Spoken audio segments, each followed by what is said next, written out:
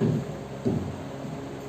आज का हमारा टॉपिक होगा इलेक्ट्रिक करंट। और इसके पहले हमने इलेक्ट्रोस्टैटिक को पढ़ा, जहाँ हमने इलेक्ट्रिक फील्ड के इंटेंसिटी के एक्सप्रेशन को देखा और वहाँ पर गॉस लॉ को देखा, चार्ज के स्टैटिक नेचर के बारे में स्टडी किया।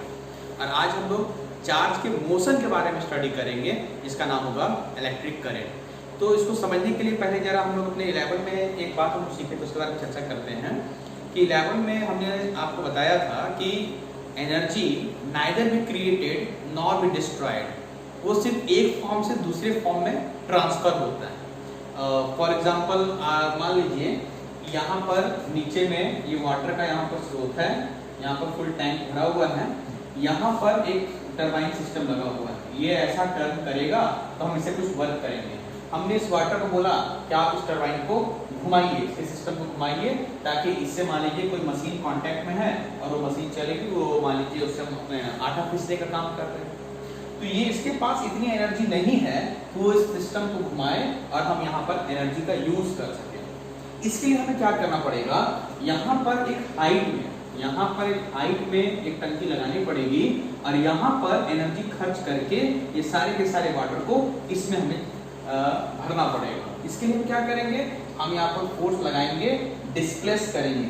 फोर्स और डिस्प्लेसमेंट के बाद यहाँ पर हम इसमें क्या स्टोर करेंगे, वाटर, और वाटर के पास क्या आ जाएगी, एनर्जी। उसके बाद जब हम यहाँ से कनेक्शन जोड़ेंगे और यहाँ पर हम बिना एनर्जी के स्विच के कनेक्शन से खोल देंगे, तो यहाँ से वाटर गिरेगा इस सिस्टम पर, ये यहाँ ऐसा टक्कर लगेगा और ये पूरा सिस्टम घूमेगा और ये वर्क करेगा और उसको हम इस एनर्जी में कन्वर्ट कर सकते हैं, हम ये वर्क कर सकते हैं। तो हमने ये देखा कि एक एनर्जी से दूसरे एनर्जी में कन्वर्ट करने का हमारे पास एक सिस्टम है, या बहुत सारा हमारे पास सिस्टम है।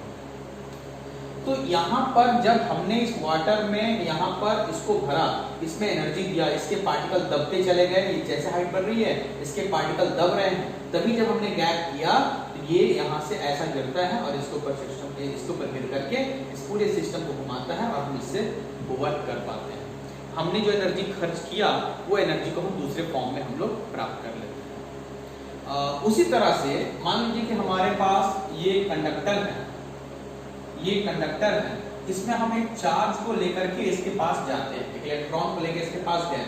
जब हम इलेक्ट्रॉन को इसके पास लेकर के जाते हैं तो हम क्या करते हैं, हम फोर्स लगाते हैं, इलेक्ट्रॉन को डिस्प्लेस करते हैं, यानी कि इस इलेक्ट्रॉन के रूप में हम इस कंडक्टर में एक एनर्जी भरते हैं। इस कंडक्टर में हमने क्या कर दिया, एनर्जी। यहाँ पर पहला इलेक्ट्रॉन चला है। जब हम दूसरे चार्ज को यहाँ पे लेके आते हैं, दूसरे इलेक्ट्रॉन पे लेके आते हैं, तो इसमें बैठा इलेक्ट्रॉन इस इलेक्ट्रॉन को रिपेल करता है, फोर्स लगाता है, और इस फोर्स के अपोज हम एक फोर्स लगाते हैं और फिर हम इससे, अगर हमारी ताकत इसके द्वारा लगाई गई ताकत से ज्यादा है, दैट इज हमारी पोटेंशियल इससे ज्यादा है, तब हम इस चार्ज को इसमें ऐसा भेजते हैं और ये चार्ज भी यहाँ पर आके इसमें स्टोर हो जाता है। उसके बाद हम तीसरे चार्ज को जब लेकर के यहाँ से चले आते हैं, ये तीसरा चार्ज जब हम लेके आते हैं तो इसमें बैठा ये दोनों का दोनों इलेक्ट्रॉन इसको रिपेल करता है, क्योंकि इस पर भी इसमें बैठा ये चार्ज इसे रिपेल करता है। मान दोनों पॉजिटिव चार्ज है और ये भी पॉजिटिव चार्ज है, तो ये दोनों का दोनों पॉजिटिव चार्ज फोर्स लगा करके इलेक्ट्रिक फील्ड बनाता है, फोर्स लगा करके उसको रिपेल करता है, और अगर हम इससे ज्यादा फोर्स लगा के इसे डिस्प्लेस करें तो ये तीसरे चार्ज को भी हम यहाँ पे डाल देंगे बाहर। ये हमारा कंडक्टर नहीं है कि चार्ज को फोर्स को लगाएगा मगर इसके बाहर नहीं जा पाएगा। इससे हम इसमें चार्ज भरते चले जा रहे हैं। हमने तीसरा चार्ज लाया, चौथा चार्ज लाया, टोटल इसमें मान लीजिए 1000 चार्ज हमने स्टोर किया। 1000 चार्ज के रूप में हमने इसमें क्या स्टोर कर दिया, एनर्जी। इसमें हमने एनर्जी क्यों स्टोर किया, क्योंकि हम एक चार्ज को जब डिस्प्लेस करते हैं उस पर डिस्प्लेसमेंट होता है, उस डिस्प्लेसमेंट के लिए हम फोर्स लगाते हैं, इसके लिए हम वर्क करते हैं और वो वर्क एनर्जी के रूप में इस कंडक्टर में सेव हो जाती है एनर्जी के रूप में। ये तो ठीक है, एनर्जी को हमने उसी तरह स्टोर किया जैसे कि हमने यहाँ से पानी उठाया और यहाँ पर मोटर लगा करके उसमें एनर्जी दे करके इसको उठा करके यहाँ पर स्टोर किया। ठीक उसी तरह से हमने यहाँ पर भी चार्ज को लेकर के आ गए और इसमें बैठे चार्ज उसे रिपेल कर रहे हैं, उसके अपोज हम फोर्स लगा करके इसमें चार्ज को भरते चले जा रहे हैं। जैसे यहाँ पर पानी स्टोर हो गया था, उसी तरह यहाँ पर भी चार्ज स्टोर हो गया है। पानी के रूप में यहाँ पर एनर्जी स्टोर हो गया था, चार्ज के रूप में यहाँ पर भी एनर्जी स्टोर हो गया। और इसमें क्या डेवलप हो चुका है, इसमें एक हो चुका है डेवलप टेंशन। ये जरा समझिए, टेंशन क्या होता है। यहाँ पर जब हमने चार्ज को स्टोर किया, हम यहाँ एनर्जी खर्च करते जा रहे हैं। जब हमने यहाँ पर 1000 चार्ज को भर दिया, अब हम जब ये चार्ज को और लेके आते हैं, इसमें सारे बैटरी चार्ज इतनी जोर से यहाँ पर ताकत लगाता है कि हम चार्ज को इसकी तरफ ले जाने में सक्षम नहीं है। यानी हमारा पोटेंशियल और इसका पोटेंशियल मैच कर गया है, चार्ज को यहाँ से फ्लो नहीं करा पाएंगे। तो हम क्या करेंगे, हम अलग से कोई जनरेटर लगाएंगे, कोई सिस्टम लगाएंगे, जैसे हमारे पावर हाउस में लगे होते हैं, उस जनरेटर में जिसकी ताकत हमसे कई गुना ज्यादा होती है, उससे हम इसमें चार्ज को फ्लो कराएंगे और इसमें चार्ज को बढ़ाते बढ़ाते हम इसको कर देंगे 10,000। चार्ज को हम ज्यादा से ज्यादा संख्या में स्टोर कर रहे हैं। जब यहाँ पर मात्र 5 चार्ज थे तो उनके बीच में टेंशन था, लेकिन वो टेंशन लो टेंशन। जब हमने इसमें 10,000 चार्ज भर दिया तो सभी चार्ज एक दूसरे को रिपेल कर रहे हैं, सभी एक दूसरे को धक्का देके बाहर निकालना चाहते हैं। उस कंडीशन में उनके बीच में लगने वाला टेंशन बढ़ गया। इसलिए यहाँ पर 2 वर्ड यूज होंगे। एक को हम बोलेंगे लो टेंशन, जिसका आपने नाम सुन रखा होगा आपने, जैसे हमारे घर के आसपास होता है तो बोलते हैं ये लो टेंशन वायर है, और कहीं पर कुछ ऐसे वायर होते हैं जो बहुत ऊपर हाइट पर बंधे रहते हैं, हम उसको बोलते हैं हाई टेंशन वायर। तो ये देखिए, जब हम इसमें 1000 चार्ज भरे थे तो उसमें टेंशन डेवलप हुआ था, चार्ज एक दूसरे को रिपेल कर रहे थे। फिर हमने यहाँ पर एक जनरेटर लगाया, जनरेटर से हमने और चार्ज को स्टोर किया। अब इसमें जो टेंशन है वो पहले से बहुत ज्यादा हो चुका है, तो हम इसको बोल सकते हैं कि ये हाई टेंशन में है। लो टेंशन, हाई टेंशन। ठीक उसी तरह से जैसे हम यहाँ पर पानी को लाके यहाँ पे स्टोर किए थे, अब ये पानी यहाँ से चल करके यहाँ आया, इसके पास एनर्जी थी, वो इसके ऊपर ऐसा गिरता है, ये सिस्टम ऐसा घूमता है, इसमें लगा हुआ चक्की घूमती है और ये हमारा आटा मान लीजिए यहाँ पर पिसा जाता है, हम उससे वर्क कर लेते हैं। और उसी तरह से जब इसमें ये पूरा का पूरा एनर्जी स्टोर हो गया है, तो ये स्टोर भरा एनर्जी, जब से यहाँ पर एनर्जी स्टोर थे, पार्टिकल्स थे और वो पार्टिकल एक दूसरे से दबे हुए थे, यहाँ पर भी चार्ज एक दूसरे से दबे हुए हैं, वो एक दूसरे को बाहर भेजना चाहते हैं, उसका हाई टेंशन है। अब हम चाहते हैं कि ये यहाँ से ऐसा बाहर निकले, तो उसके लिए हम क्या करते हैं, वो बाहर निकले तभी तो हम यहाँ से कुछ इसका वर्क कर पाएंगे। तो उसके लिए हम क्या करते हैं कि इस चार्ज को हम चलाना चाहते हैं। ये चार्ज, जैसे ये पानी चला तो ये चलता है, तो पानी के चलने को हम क्या बोलते हैं, करंट।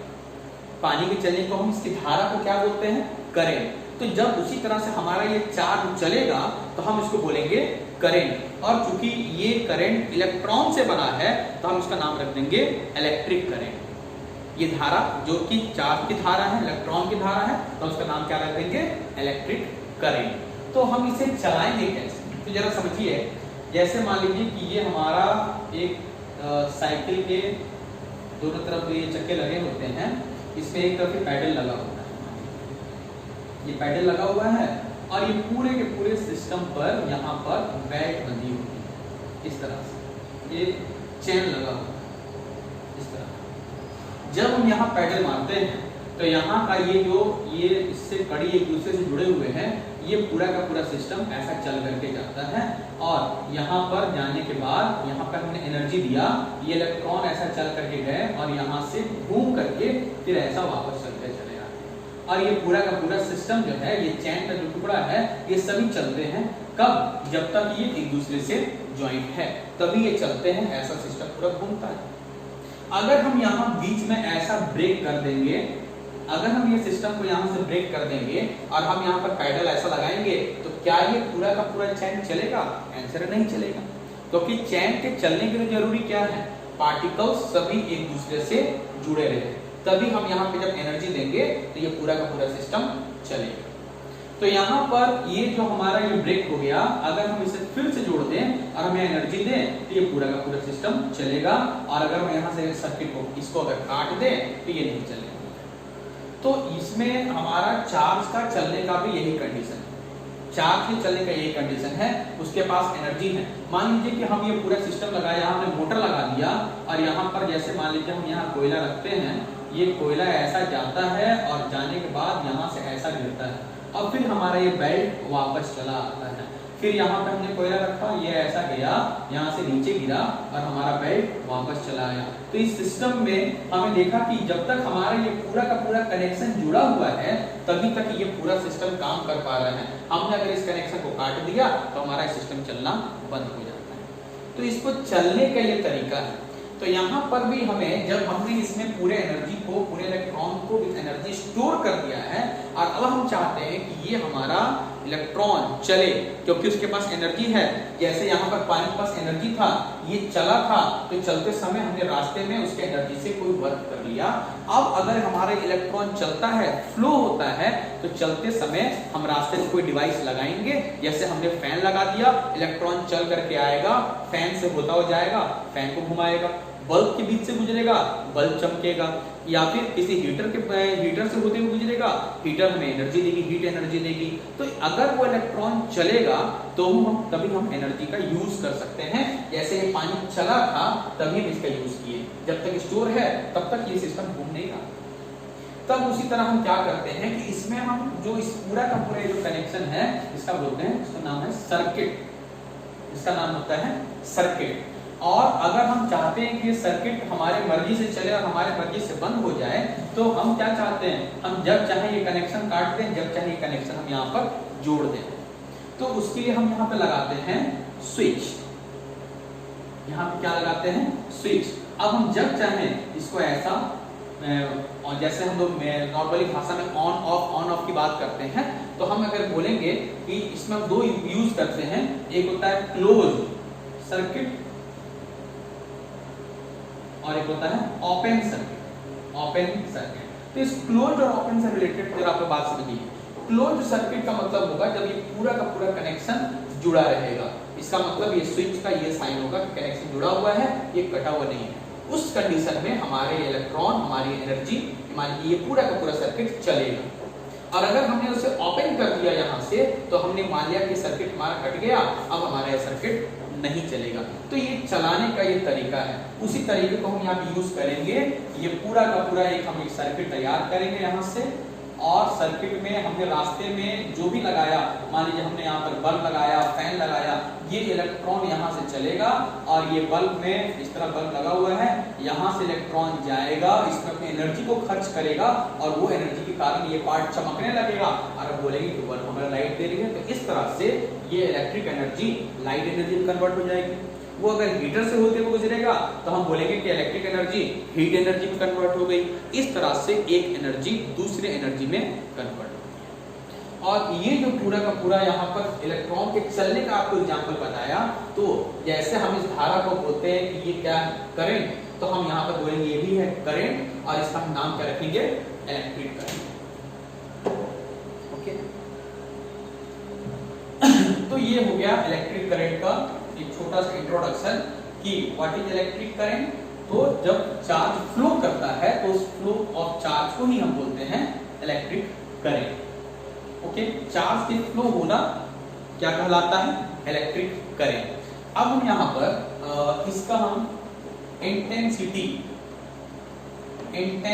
ऑफ करंट, उसके बारे में सुनिए कि what is intensity of current. जैसे मान लीजिए इस सर्किट में हम यहाँ पर खड़े हो गए और खड़े होकर हमारे पास घड़ी है और यहाँ से चार्ज फ्लो होना स्टार्ट किया, यहाँ से चार्ज फ्लो होना स्टार्ट किया, क्यों, यहाँ से चार्ज फ्लो होना स्टार्ट किया। हमने यहाँ पर एक टाइम के बाद देखा कि यहाँ से एक सेकंड में 10 इलेक्ट्रॉन पास करते हैं, इलेक्ट्रॉन के पास चार्ज। हमने बोला कि यहाँ पर एक सेकंड में 10 इलेक्ट्रॉन पास करते हैं, तो ये एक क्वांटिटी हो गई कि एक सेकंड में 10 इलेक्ट्रॉन पास किए। तो हम करंट को जो करंट को डिफाइन किए हैं कि चार्ज का चलना ही इलेक्ट्रिक करंट कहलाता है। तो यहाँ से चार्ज चले और अब हम इसको कैलकुलेट करना चाहते हैं, हम उसकी इंटेंसिटी को निकालना चाहते हैं। तो जब हमने देखा कि एक सेकंड में 10 इलेक्ट्रॉन पास किए, बाद में हम क्या देखते हैं, यहाँ यहीं पर खड़ा होकर के कि यहाँ से 20 इलेक्ट्रॉन या 20 चार्ज 20 कूलम चार्ज यहाँ से पास हो गया, मान लीजिए 20 कूलम चार्ज इन 1 सेकंड इस जगह को क्रॉस करके बाहर निकल गया है। तो हम क्या बोलते हैं, यहाँ की इंटेंसिटी कम है और यहाँ की इंटेंसिटी ज्यादा है। यहाँ पर मात्र 10 इलेक्ट्रॉन एक सेकंड पास किया, यहाँ पर 20 इलेक्ट्रॉन एक सेकंड पास किया, और तीसरे केस में यहाँ पर हमने देखा यहाँ पर 30 कूलम चार्ज या 30 इलेक्ट्रॉन एक सेकंड में पास करते हैं। तो हमने बोला कि इन तीनों ही केस में सबसे ज्यादा करंट किसमें है, करंट की मैग्नीट्यूड सबसे ज्यादा किसमें है, हम बोलेंगे थर्ड केस में सबसे ज्यादा है, क्योंकि यहाँ से 30 इलेक्ट्रॉन एक सेकंड में पास करते हैं। इसमें हम क्या मेजर कर रहे हैं, हम करंट के मैग्नीट्यूड को मेजर कर रहे हैं, करंट की इंटेंसिटी को मेजर कर रहे हैं। तो चार्ज 1 सेकंड में जितने चार्ज पास किए, that is flow of charge in 1 second is called intensity of current, strength of current, जिसका साइन हमने बनाया है आई। इसका साइन क्या बनाया है हमने, I for intensity of current. तो इसमें आप इसका इंटेंसिटी ऑफ करंट का डेफिनेशन क्या लिख सकते हैं, flow of charge in 1 second in definite direction, in definite direction, किसी डेफिनेट डायरेक्शन में या इन वन डायरेक्शन या सेम डायरेक्शन बोल सकते हैं। Flow of charge in 1 second in one direction is called intensity of current, उसे हम intensity of current बोलते हैं। इसका फॉर्मूला कैसे हो सकता है, तो मान लेते हैं कि हमने देखा यहाँ पर खड़े होकर के t सेकंड तक हम देखते हैं और t सेकंड में यहाँ से q चार्ज पास करता है, t सेकंड में q चार्ज पास किया, हम 1 सेकंड की बात नहीं करते हैं, t सेकंड में q चार्ज पास किया, t सेकंड में q चार्ज, तो 1 सेकंड में कितना, q बाय t। तो ये जो हमारा q by t number of charge in 1 second आया, इसी को हम क्या बोलते हैं, इलेक्ट्रिक करंट, जिसको हम क्या बोल सकते हैं, I। तो ये हमारा इसका फॉर्मूला बनता है I equals to q by t, that is intensity of current का फॉर्मूला क्या बनता है, q बाय t। तो यहाँ लिख देते हैं I is equals to q divided by t। Q be the total charge, T be the total time। तो टोटल चार्ज को जब हम टोटल टाइम से डिवाइड कर देंगे तो हमें क्या मिल जाएगा, total charge flow in 1 second. 1 second में जितने चार्ज फ्लो किए उसी को हम बोलते हैं इंटेंसिटी ऑफ करंट या स्ट्रेंथ ऑफ करंट। ओके, अगर हम इस टाइम को बहुत ही कम कर दें, दैट इज इसको हम इंडिकेट कर दें dt से, तो ये चार्ज बहुत कम हो जाएगा और ये क्या हो जाएगा, dq। और कैलकुलस की भाषा में इसको हम क्या बोल देते हैं, rate of flow of charge, rate of flow of charge in definite direction is called intensity of current। तो आप इससे भी इसके डेफिनेशन को लिख सकते हैं, rate of flow of charge in a definite direction is called intensity of current। ये इसका फॉर्मूला बनता है। ओके, तो हमने इलेक्ट्रिक करंट क्या है, चार्ज का फ्लो होना करंट कहलाता है। इसकी इंटेंसिटी को कैसे डिफाइन किया कि किसी कंडक्टर के क्रॉस सेक्शन से 1 सेकंड में जितना चार्ज क्रॉस करता है उसी को हम बोलते हैं intensity of current and it is denoted by I। और इस I का फॉर्मूला हमने क्या देखा, तो हमने देखा कि यदि t सेकंड में q चार्ज फ्लो करता है तो इन 1 second total number of charge flow through a cross section of the conductor is q by t, that is q by t is what, total number of charge flowing 1 second to the conductor and it is denoted by I। and if the time is very small then it is denoted by dt, then the value of dq also is small, denoted by dq, and in calculus this is represented as rate of flow of charge in different direction is called intensity of current। और formula के आधार पर आप इसके unit को decide कर सकते हैं। Formula के आधार पर हम इस यूनिट को डिसाइड कर सकते हैं, जैसे चार्ज का कूलम, टाइम का सेकंड, तो हम इसका यूनिट क्या बना सकते हैं, कूलम पर सेकंड। चार्ज का इसका यूनिट क्या बन गया, कूलम पर सेकंड। अब हमारे इलेक्ट्रिक करंट बहुत ज्यादा यूज आने वाला है, तो हम ये कूलम पर सेकंड को चेंज करेंगे और जो साइंटिस्ट इसके ऊपर काम किए उनके सम्मान में इसका नाम रख दिया जाएगा एम्पियर। इसका नाम रख दिया गया एम्पियर। इसके यूनिट को हमने यानी कि कूलम पर सेकंड का क्या यूज कर सकते हैं, एम्पियर। और क्योंकि ये साइंटिस्ट के नाम से लिया गया है इसलिए हम इसको इंडिकेट कर सकते हैं ए से, यानी कि हम कूलम पर सेकंड को ही क्या बोल सकते हैं, एम। तो ये इसका यूनिट हुआ। अब हम हर जगह यूनिट के तौर पर हमेशा क्या यूज करेंगे, एम्पियर। और हम इस यूनिट के वैल्यू को निकालना चाहते हैं, that is 1 ampere is 1 ampere current. What is 1 ampere current? तो इसको डिफाइन करने के लिए आप फिर से फॉर्मूला में चले जाइए, I equals to Q divided by T। तो इसके यूनिट को डिफाइन करने के लिए हम क्या करेंगे, अगर आप इस I के वैल्यू को 1 चाहते हैं तो इसमें निश्चित तौर पर आपको ये भी 1 होना चाहिए और ये भी 1, Q के वैल्यू को 1 और T के वैल्यू को 1 बनाना पड़ेगा। 1 by 1 इज इक्वल्स टू 1। तो आप इसको कैसे लिख सकते हैं, तो इसके लिए आपको बोलना पड़ेगा कि इफ 1 कूलम चार्ज, यहाँ पर आपको चार्ज भी क्या करना है 1 कूलम, टाइम को क्या करना है 1 सेकेंड। जब ये दोनों को दोनों आप 1 करेंगे तब जाके करंट की वैल्यू भी क्या हो जाएगी 1, और इसकी यूनिट क्या है एम्पियर, 1 एम्पियर। तो हमारे पास क्वेश्चन है 1 एम्पियर करंट इज व्हाट। तो हम क्या बोलेंगे, if 1 coulomb charge flow through the conductor in 1 second, यानी कि कंडक्टर से 1 सेकंड में अगर 1 कूलम चार्ज किसी क्रॉस सेक्शन से पास करता है, then we say that the value of current is 1 ampere. ये 1 मार्क क्वेश्चन में पूछा जाता है, डिफाइन 1 एम्पियर। आप फिर से समझ लीजिए, या आपको नोट्स के ऊपर जब दिया जाएगा तो आप उससे भी उसको लिख लेंगे, या आप सुन के भी याद रख सकते हैं। If 1 coulomb charge flow through the conductor in 1 second, then we say that the value of current is 1 ampere. तो हम बोल सकते हैं कि वैल्यू ऑफ करंट क्या है 1 एम्पियर। तो ये हो गया 1 एम्पियर करंट को डिफाइन करने का तरीका। तो हमने क्या क्या देख लिया, करंट क्या है, तो चार्ज का फ्लो होना करंट कहलाता है। करंट की इंटेंसिटी क्या है, तो करंट की इंटेंसिटी मतलब total number of charge which flow in 1 second, 1 second में जितना चार्ज फ्लो करेगा वो करंट की इंटेंसिटी है।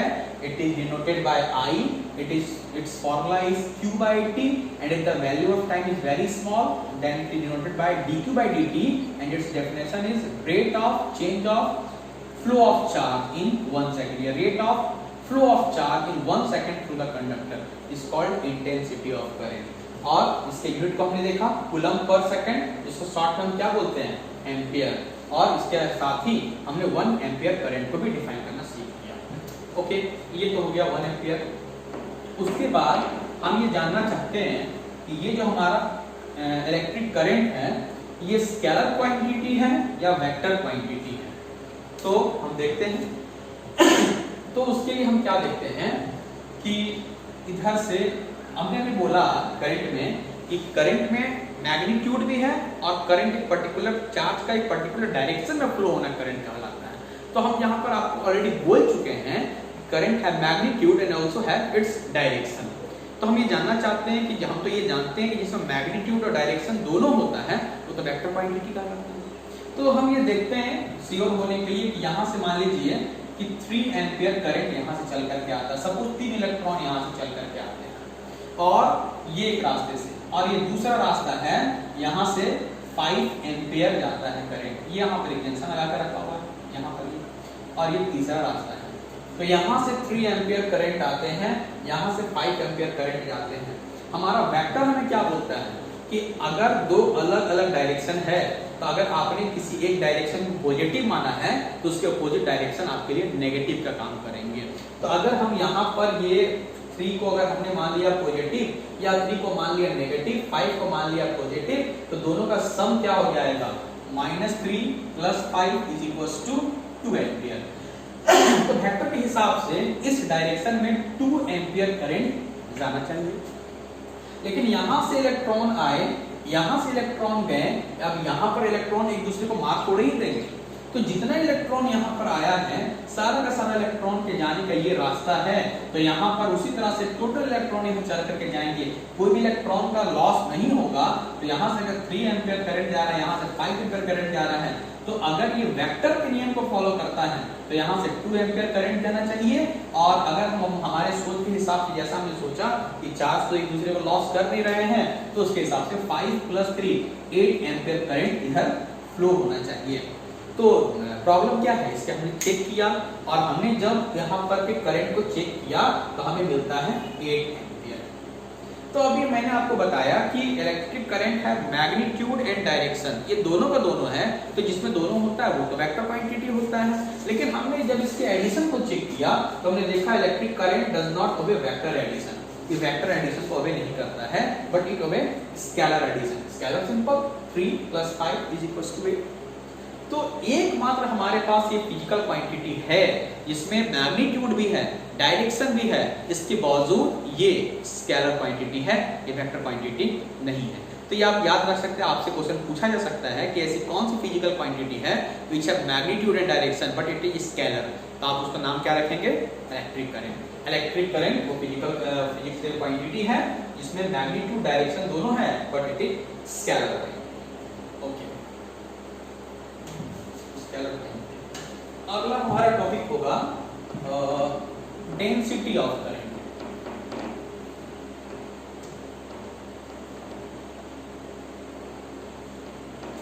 डेंसिटी ऑफ करंट, करंट की डेंसिटी, करंट की डेंसिटी। ये हमारे पास एक कंडक्टर है, ये हमारे पास कंडक्टर है, इसका पूरा का पूरा एरिया है A और यहाँ से चार्ज फ्लो कर रहा है, इस डायरेक्शन में ये चार्ज फ्लो कर रहा है।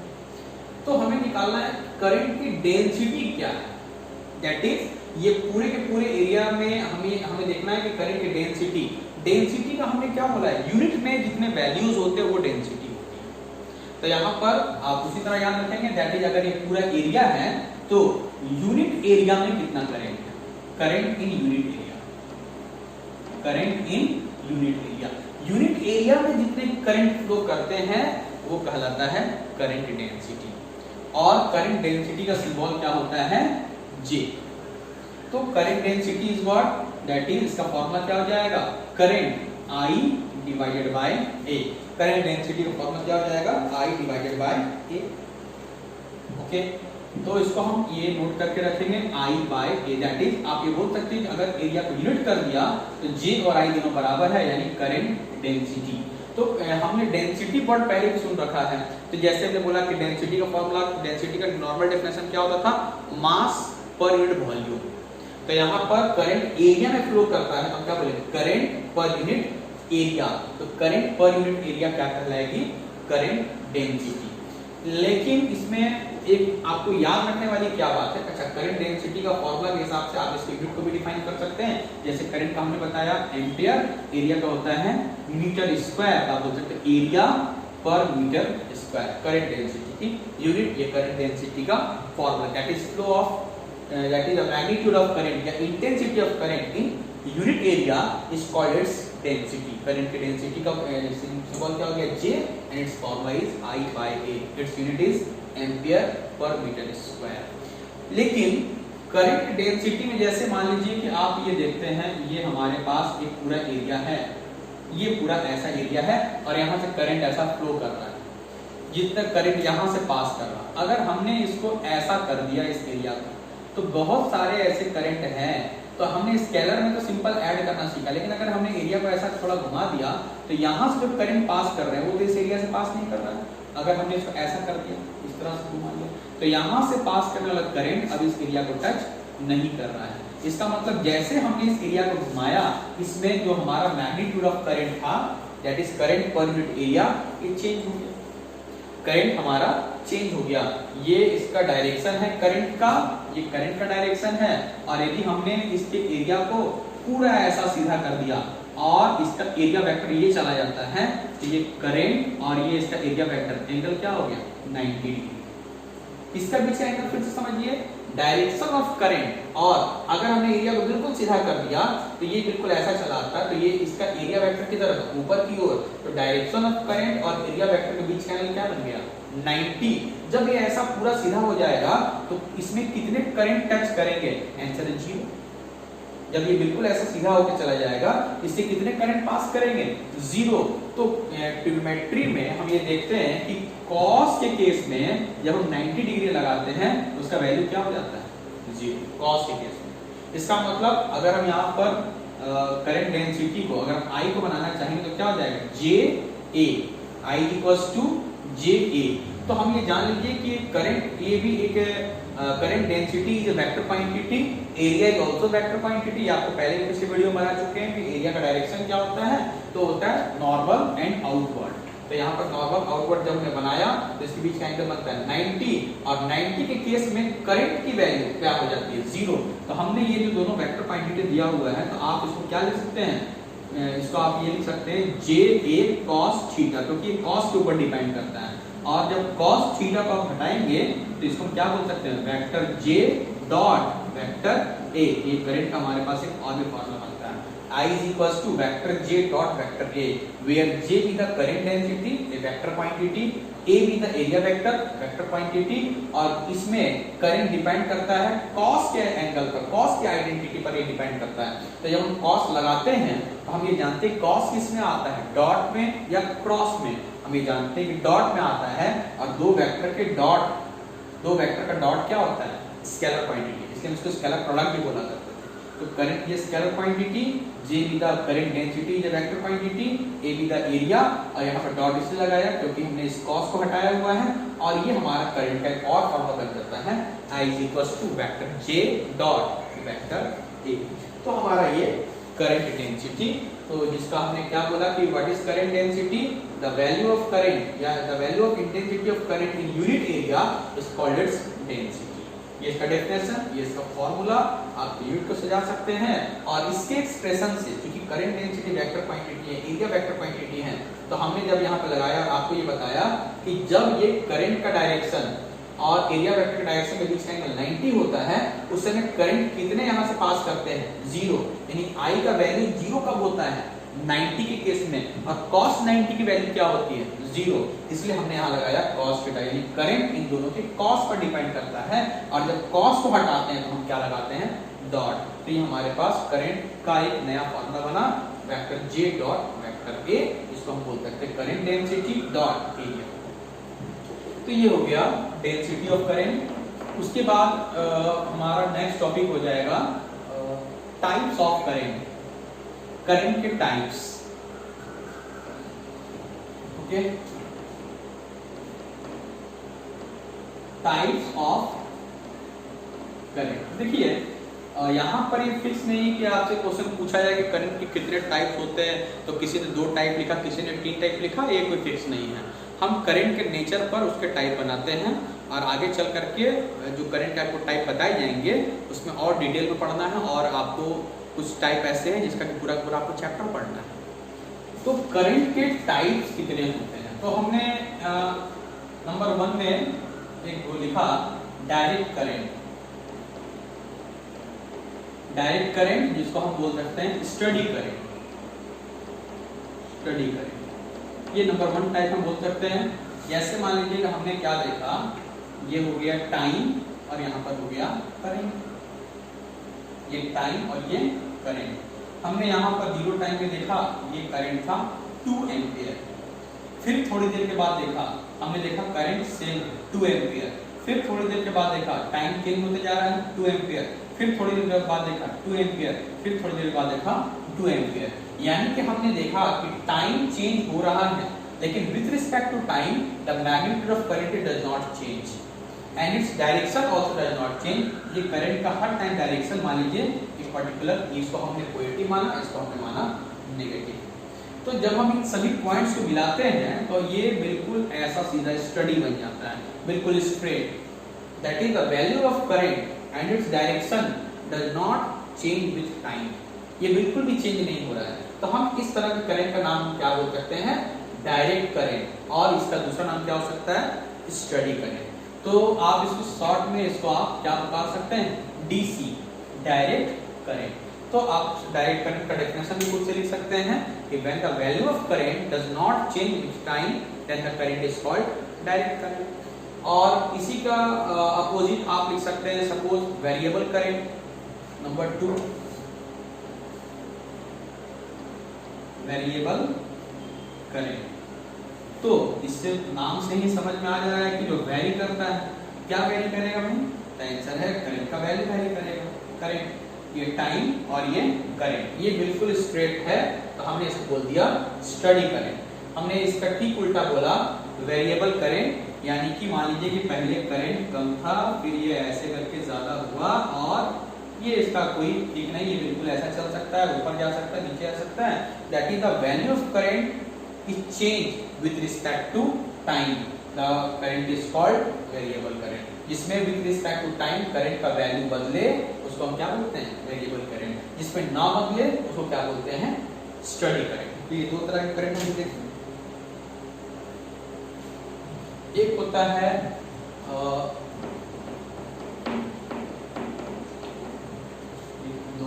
एक आप मान सकते हैं इंस्टेंटेनियस,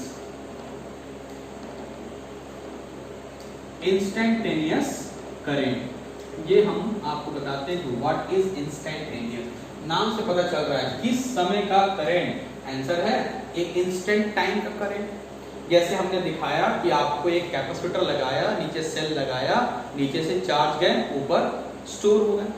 तो हमने क्या बोल लिया कि वो चार्ज हो गया, और फिर हमने कहीं पर लगा के उसको डिस्चार्ज कर दिया, यानी करंट की वैल्यू सीधे वहां पर 0। तो उस तरह के करंट का हम बोलते हैं इंस्टेंटेनियस करंट, जिसमें वो चार्ज हो जाए या फिर डिस्चार्ज हो जाए। तो आप इसके ग्राफ को कैसे बना सकते हैं, जैसे चार्ज हो जाए तो ये ऐसा, और डिस्चार्ज हो जाए तो ये ऐसा, इस तरह से इंस्टेंटेनियस करंट।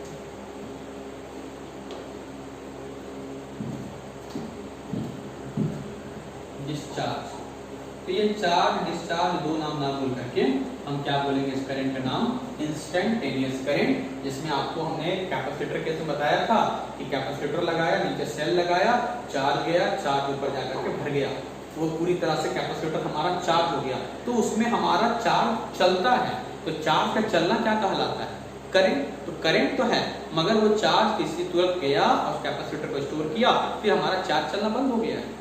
तो वो करंट बहुत ही छोटे समय के लिए होता है, इसलिए उस तरह के करंट को हम क्या बोलेंगे, इंस्टेंटेनियस करंट। तो ये हमारे पास कुछ करंट के टाइप्स हैं, direct current, variable current, instantaneous current. अच्छा, एक और करंट हमें पढ़ना है, ये जिसका नाम होगा फोर्थ टाइप, अल्टरनेटिंग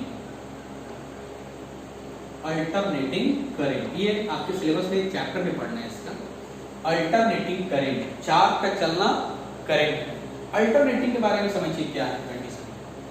जैसे मान लीजिए कि हमने करंट को फ्लो कराया, चार्ज फ्लो हुए, करंट की वैल्यू 2 एम्पियर, 3 एम्पियर, 5 एम्पियर, तो विद रिस्पेक्ट टू टाइम इसकी वैल्यू चेंज हो रही है, और ये एक पर्टिकुलर डायरेक्शन में चल रहा है इस तरह से, और वैल्यू बढ़ते जा रही है। पहले 0, 2 एम्पियर, 0 से स्टार्ट हुआ, 2 एम्पियर, 3 एम्पियर, 5 एम्पियर। 5 एम्पियर जाने के बाद हम क्या देखते हैं कि करंट का जो डायरेक्शन है वो बदल गया। करंट का डायरेक्शन, पहले हमारा चार्ज इस डायरेक्शन में चल रहा था, अब हमारा चार्ज इस डायरेक्शन में चलना स्टार्ट कर दिया। फिर हमारी वैल्यू 5 एम्पियर से 3 एम्पियर, फिर 2 एम्पियर, और फिर 0। तो ये हमने देखा कि इस केस में 0 से 5 एम्पियर, और फिर उल्टी डायरेक्शन में 5 एम्पियर से 5 एम्पियर से फिर क्या हो जाती है इसकी वैल्यू 0। तो ये वैल्यू कैसे गया, जैसे 0 था, यहां से हो गया 5 एम्पियर, और ये घटते घटते क्या हो गया 0, और फिर इसकी वैल्यू अपोजिट डायरेक्शन में कम होते होते यहाँ पर 5 था, ये नेगेटिव डायरेक्शन में, अपोजिट डायरेक्शन में फिर से ये चेंज होता है, और नेगेटिव डायरेक्शन अपोजिट डायरेक्शन में फ्लो करके फिर से होता है 5 एम्पियर, और फिर चेंज होते होते इसकी वैल्यू 0। एक बार इसकी वैल्यू बढ़ती है 0 से 5, फिर घटते घटते 0, और फिर 0 से फिर नेगेटिव डायरेक्शन में 5 एम्पियर, और फिर यहाँ से बढ़ते बढ़ते 0, और फिर ये इस तरह से। तो ये जो करंट का हमारा वैल्यू है, जिसमें इसका मैग्नीट्यूड कंटिन्यूअस चेंज हो रहा है, हर सेकंड इसकी वैल्यू चेंज हो रही है, लेकिन इसकी जो डायरेक्शन है, ये पहले पॉजिटिव डायरेक्शन में, फिर नेगेटिव डायरेक्शन में, फिर पॉजिटिव डायरेक्शन में, फिर नेगेटिव डायरेक्शन में। तो हमने क्या देखा कि इस करंट की मैग्नीट्यूड तो हर सेकंड बदल रही है, लेकिन इसका जो डायरेक्शन है वो एक इंस्टेंट टाइम के बाद चेंज हो जा रहा है, वो एक कांस्टेंट समय के बाद वो बदल जा रहा है। तो ये जो हम देखते हैं ये एक अल्टरनेट सिस्टम है, प्लस माइनस, और value 5 ampere, 0, -5, 0, 5, 0, -5, 0।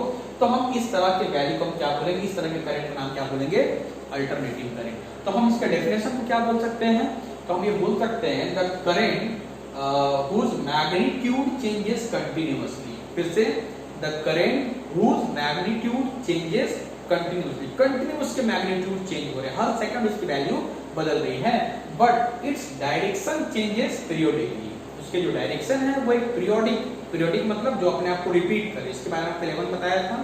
But its direction changes periodically, यानी कि मैग्नीट्यूड हर समय बदल रहा है, लेकिन डायरेक्शन एक पीरियोडिक समय के बाद, यानी कि एक कांस्टेंट समय के बाद वो अपने डायरेक्शन को चेंज कर रहा है। तो जिस समय ये करंट, ये चार्ज यहाँ से चल करके जा रहा है, हम यहाँ पर खड़े हैं, तो चार्ज जब यहाँ से चल करके जा रहा है, हमारे यहाँ से गुजरता है, हमने देखा चार्ज गुजरते, तो चार्ज पे चलना क्या कहलाता है, करंट। तो हमने बोला कि हाँ करंट तो है। फिर जब इधर चार्ज चल करके आता, हम इससे लेना नहीं कि जो चार्ज चल के गया है वही चार्ज आया दूसरा है, बस जब ये चार्ज इधर से चल के आता है, हमसे यहाँ पूछा जाता है क्या यहाँ पर करंट है, तो चार्ज का चलना करंट कहलाता है, हमने बोला करंट तो है। तो जब इधर से चार्ज गया तब भी करंट, इधर से चार्ज आया तब भी करंट, तो हमें यहाँ पर हमेशा क्या महसूस हो रहा है कि यहाँ पर करंट है, तो हम इसको करंट तो बोलेंगे जब ये अपने डायरेक्शन को चेंज करते हुए चार्ज फ्लो कर रहा है। लेकिन इसको अल्टरनेटिव नाम क्या कंडीशन बोला कि इसका मैग्नीट्यूड कंटीन्यूअस चेंज हो रहा है, what is direction change periodic. तो इस तरह से हमने आपको करंट के टाइप्स बताए, जिसमें क्या क्या नाम बताया, एक बताया, अच्छा इसका शॉर्ट नाम होता है एसी, अल्टरनेटिव करंट को शॉर्ट में क्या बोलेंगे एसी। इसका पूरा का पूरा चैप्टर आपको आपके सिलेबस में दिया गया, आपको पढ़ना है।